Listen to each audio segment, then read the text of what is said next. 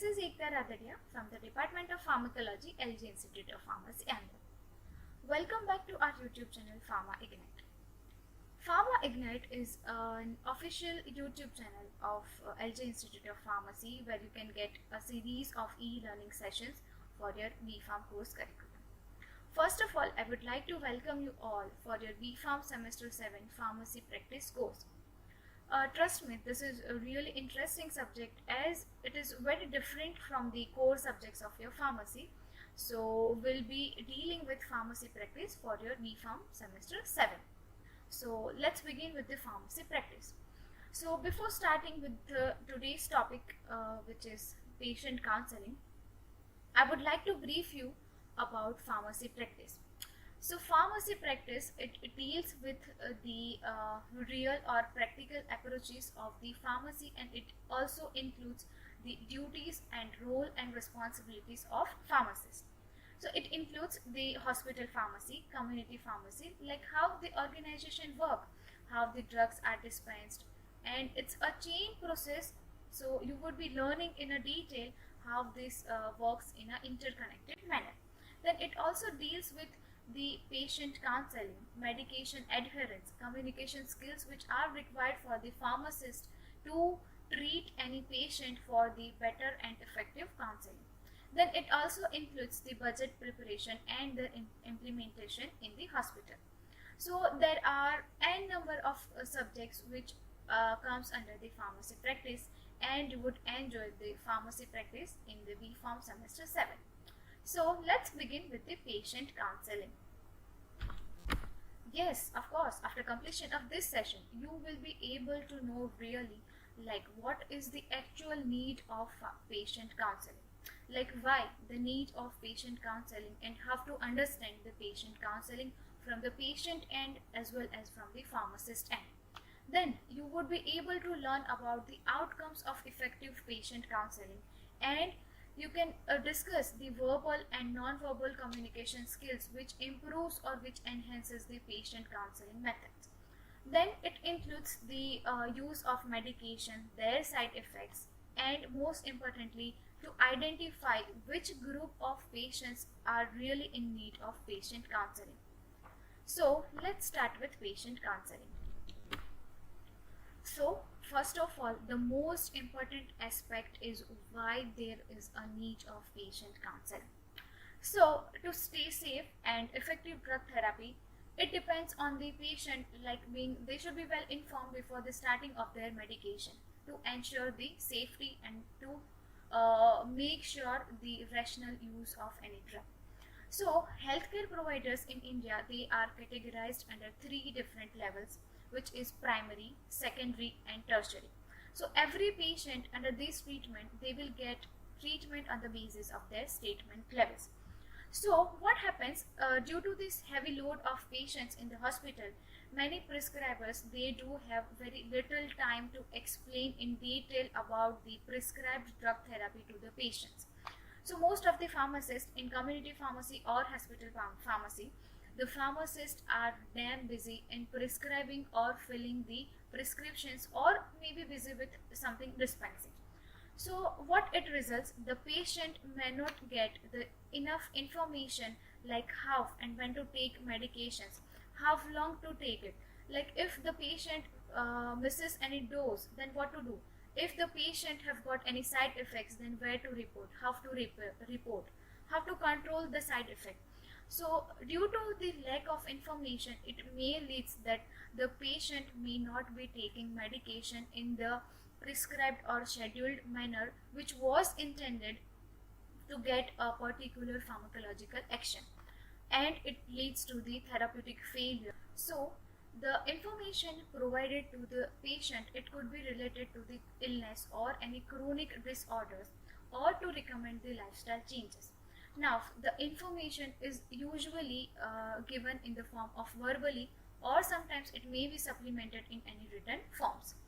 So during this counseling time, the pharmacist should be able to assess the patient's understanding regarding their disease and its treatment, and the pharmacist should be able to individualize the advice or informations which are required to assist the most safety and effective manner of the drug treatment or the usage of drug. So, to provide the accurate and precise information, the pharmacist need to be familiar with the patient. The pharmacist should also know the pathophysiology and therapeutic treatment of patient's disease. So, the good communication skills are needed to gain the confidence and to motivate the patient to adhere to the recommended regimen for their medications. So, there should be certain aim to provide an effective counseling to the patient. So, let's move on to the aims for effective counseling. The pharmacist should be able to set up a good relationship between the patient and himself or herself. Then, the goal or the aim for the pharmacist is to improve the medication adhere as to minimize the side effect of any prescribed regimen. Better understanding of their illness and the treatment prescribed by the doctor for undergoing treatment. More effectiveness use of drug treatment and to improve the quality life of patient. Let me just discuss you some important stuffs regarding patient counseling.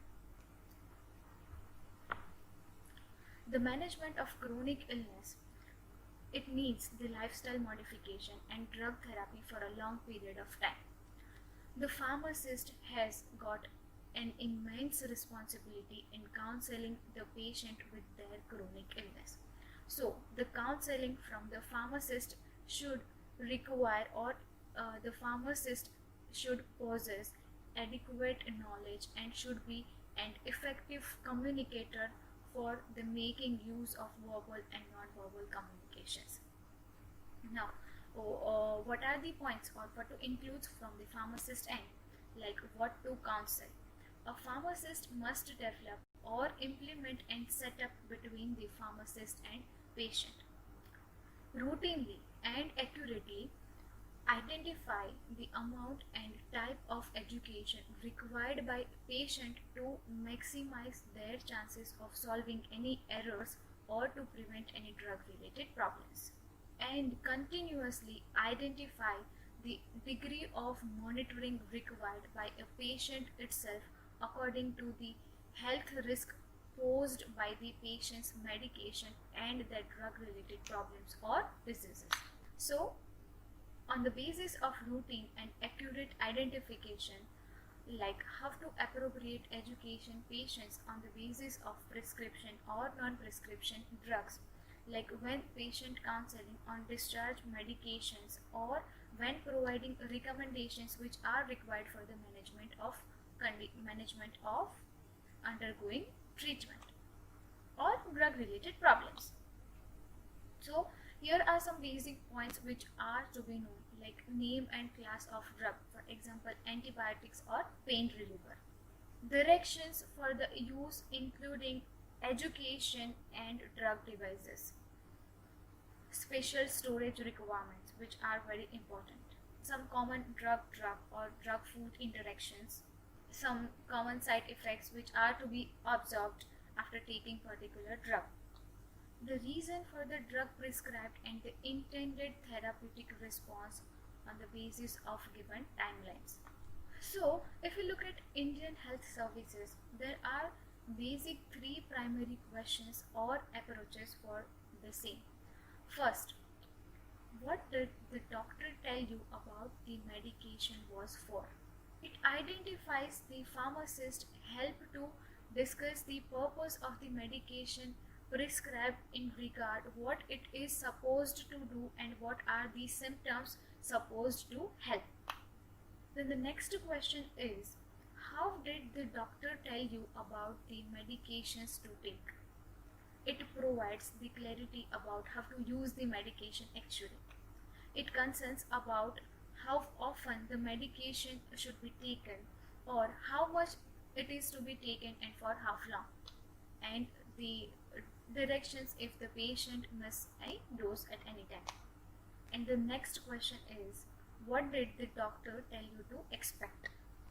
It includes the expectation or results from the medication, including good or bad effects, and sometimes what precautions to be taken. And if medication is not working, then what should be done, or if something adverse effect happens, then how to approach and where to report and how to get out of it. Now, the questions that patients may ask from their end. It includes what is the name of medication, what results to be expected after taking it, how does this medication work, what time of day should I take it, are there any special medications for the use, does the food have any side effect on it, do any alcohol beverages any side effect on it, how long should I continue taking this medication? What should I do if I miss a dose really? Which side effect should I report and which should I not? How do I store this medication? Does this medication available in any less expensive generic form? So these are some questions which the patients need to ask from their end. Now, what will be the pharmacist counseling? There are three basic categories on what the pharmacist counseling can be judged. First is professional knowledge, second, communication skills, and the third is patient interaction. Now, professional knowledge, it includes the education, how the pharmacist provides to the patient according to their understanding and in their language to increase the benefit of their therapy. And the pharmacist should be able to convey proper and accurate message to the patient on the basis of various factors, but it should be not limited to medication, intended, route of administration, frequency, missed dose procedure, storage requirements, side effects, techniques for self-monitoring. Discuss any potential therapeutic problems if required. The next, effective communication skills. Use an interactive approach as emphasize on more about the open-ended questions. Try to use the language in which the patient feels more comfortable and sometimes demonstrate some effective use of drug techniques. Now, next is patient interaction. Communicate to the patient that why this counseling is needed and the information is important to you. Systematically, just think about the problems and present medication information in a logical manner. Try to display confidence and ability to control and direct the counseling sessions. Manage the time duration during the effective counseling and how to work efficiently with their team members. Now let's talk about the communication skills for effective counseling. The counseling processes uses two types of communication skills, verbal as well as non-verbal. Verbal counseling, it includes language, tone, volume, and other paralinguistic features. So the first important criteria is language. So when speaking to patients, try to use simple language and try to avoid the using of unnecessarily medical terms. If possible, try to speak in patient's own language or their native language. Then the next important criteria is tone. So while counseling, the tone is really important for their voice.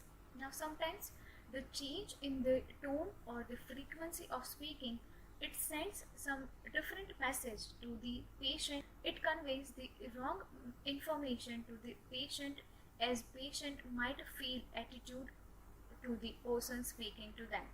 So the tone or the voice should be reassuring as to improve the effective counsel. The next is volume.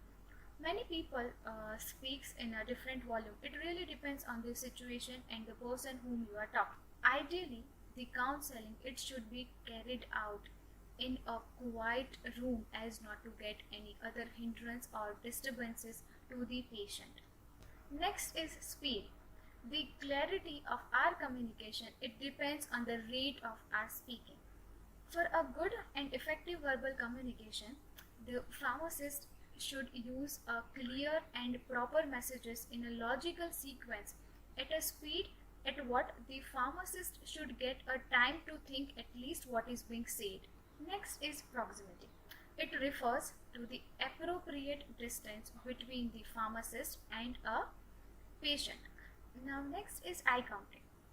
The duration of time that people look at one another during a conversation, it varies or it depends on whether they are speaking or listening. For some reason, the pharmacist or people try to avoid eye contact. But for effective counseling, the eye contact should be proper between the pharmacist and patient. Now, next is facial expressions. It is very important point as to develop an empathy towards the patient. It includes head movement like nodding and bodily gestures and hand movements. So this was all about the patient counseling. In part 1, we have seen about the need of patient counseling and what are the different functions of patient counseling. And we have also learned about what are the different outcomes after an effective counseling. And the major part was the verbal and non-verbal communication skills which are required for an effective counseling. In part 2, I would be discussing about the different steps of patient counseling. Stay tuned till then. So, here are some questions which are asked in GTU for your pharmacy practice exam. Thank you for watching this video and please make sure that you subscribe our YouTube channel Pharma Ignite for more updates. Stay tuned. Till then, bye.